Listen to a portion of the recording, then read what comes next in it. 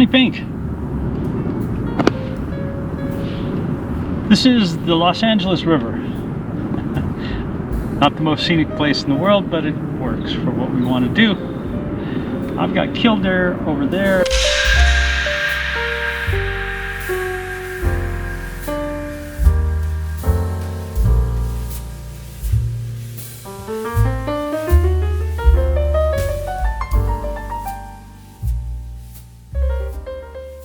I have a blue heron over there, and there is an egret, a little tiny one, sitting over there.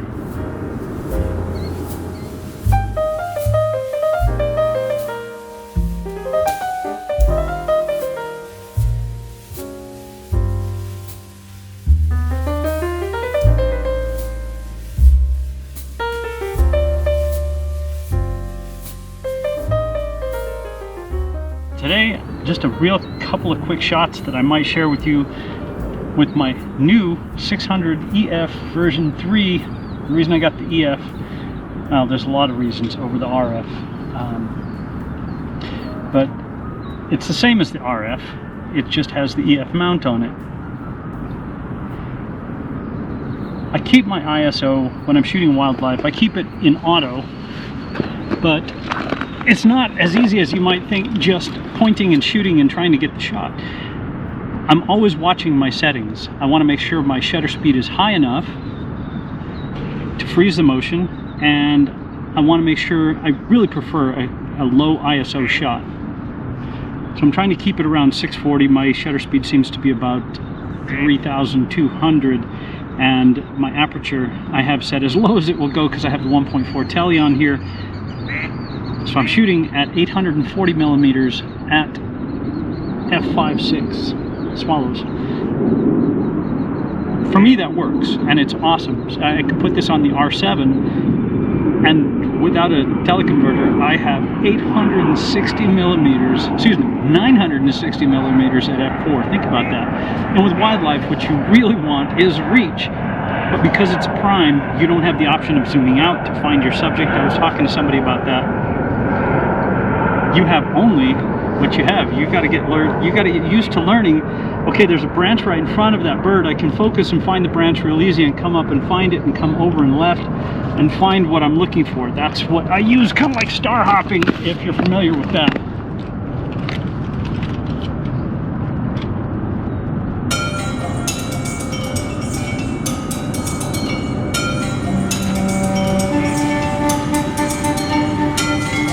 That one is 3,200 f/5.6.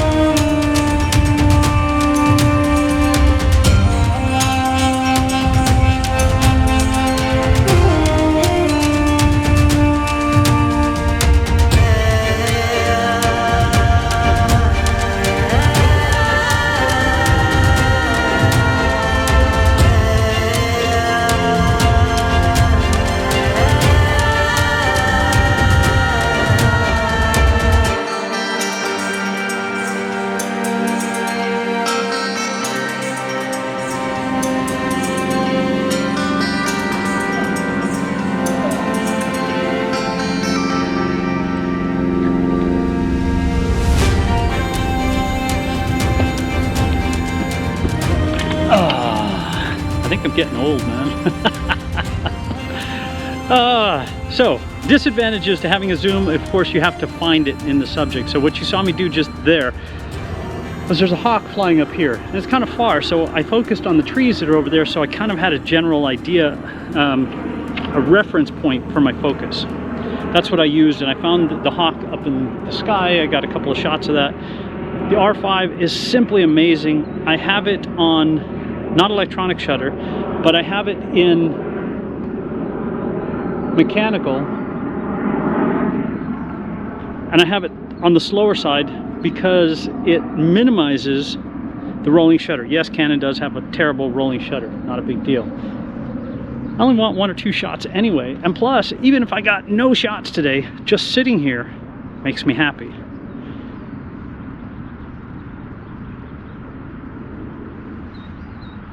Is this the perfect lens? No, it definitely is not. Is there a perfect lens? No, there's not. The 100 to 500 has the advantage of that close minimum focus distance, but you don't have f5.6, you don't have f4, you know, so you have a slower lens. The 800 f11 has the reach, but the disadvantage, of course, is f11 and that really long minimum focus distance. So there is no, oh, and it's lightweight too, and this thing is heavy. I can hand hold it. It's much lighter than my old 500 f4. So there's no such thing as perfect. If you find an inexpensive lens that's lightweight, that you can walk around with, and you're having fun, that matters more than anything else. I'm having fun, I know what I want, and above all, life is short, man. Live it as hard as you can, because it's an adventure and you don't get a second chance at it. And just like that, it can be over.